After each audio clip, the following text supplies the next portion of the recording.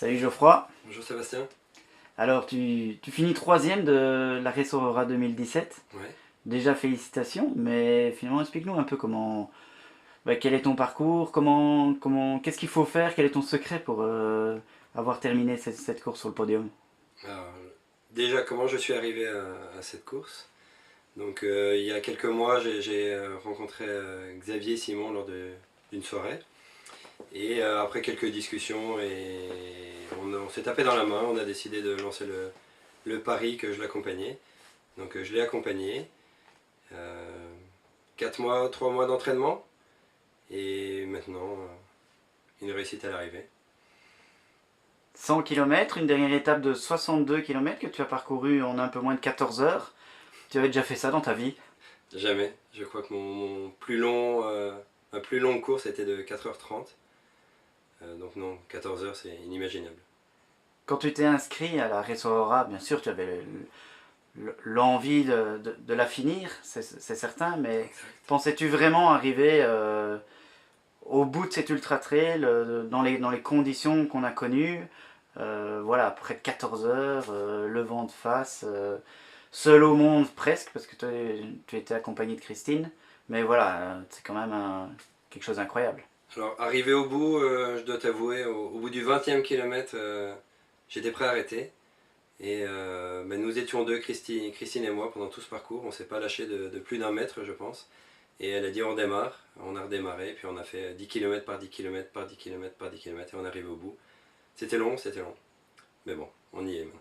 C'était votre truc, vous motiviez l'un l'autre, allez, plus de 10 km, on y va, puis on fait le point, puis on se relance, puis... Exact. On s'est reliés, vraiment. Il y en a un qui avait besoin de boire, l'autre l'attendait, un qui voulait courir, l'autre qui le menait. On se prenait la vitesse qu'il fallait pour avoir chaud, on calculait les ravitaillements, enfin c'était vraiment une course en duo. On a passé la ligne d'arrivée ensemble, à la seconde près. Voilà, une belle aventure. Maintenant, pendant la course, quels ont été les moments les plus difficiles? Tu parles évidemment de cette envie presque d'abandonner au 20e kilomètre. Maintenant, sur 62 km, il y a sûrement eu dans ta tête et dans ton corps différents moments, différents souvenirs qui vont te rester, où tu as dû puiser dans tes réserves, que ce soit physique ou mental. Quelles sont les images que tu vas garder de cette course? Chaque 10 km était différent. Le moment le plus marquant était le ravitaillement des 40e kilomètres lorsque j'ai vu deux formes en train de se faire masser dans les sacs de couchage. Cyril et Jean-Marie en état d'hypothermie. Avec Christine, on s'est regardé, on a rajouté des épaisseurs et on s'est dit il faut surtout pas avoir froid. Et on est reparti. Donc c'était le moment un peu chaud, on va dire, de la course. Mais voilà, 10 km par 10 km, on savait qu'on allait y arriver au bout d'un moment. Au 30e, voilà, il fallait qu'on le termine. La tombée de la nuit, c'est... C'est magique. Ça se passe comment quand on est là, au milieu de nulle part? C'est magique, on avait Jean-Marc autour de nous qui faisait des photos de soleil couchant. Alors on imaginait que les photos allaient être super belles, mais on imaginait surtout que 10 minutes après, le soleil était couché.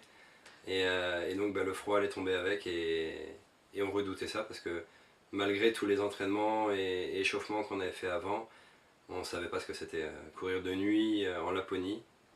C'était un rêve et c'est devenu une réalité. Et puis en plus, belle récompense pour votre abnégation et votre courage, parce qu'on peut bien parler de courage, d'arriver au bout dans ces conditions-là. La présence des aurores boréales, c'est unique. On a eu en effet une ou deux belles aurores boréales. On s'est arrêté entre le 40e et le 50e kilomètre. On a éteint nos lampes frontales et on a regardé le ciel. Et on a eu la chance de voir deux magnifiques aurores boréales que je pense Jean-Marc a immortalisé. Donc on aura même des souvenirs de ce moment. Voilà, maintenant la course elle est derrière toi, on est au lendemain de la dernière étape. Tu finis sur le podium, comme je l'ai déjà dit. Maintenant, c'est pas le podium qui est important, je pense que c'est surtout l'aventure humaine, le dépassement de soi. Est-ce que la Race Aurora, de ce point de vue-là, au niveau du dépassement de soi, du défi, du challenge, vraiment ça a répondu à tes attentes? Oui, ça a vraiment répondu à mes attentes d'aller au bout de quelque chose, de réaliser quelque chose d'exceptionnel. Avec les partages de photos qu'on faisait tous les jours, j'ai vraiment vu un engouement qui s'est créé autour de moi avec des félicitations, des encouragements, Des gens qui me pensaient pas capable d'arriver à réaliser un exploit comme ça. Et finalement, bah voilà, c'est fait. Donc c'est une satisfaction personnelle et il va falloir choisir un nouveau défi maintenant pour la suite.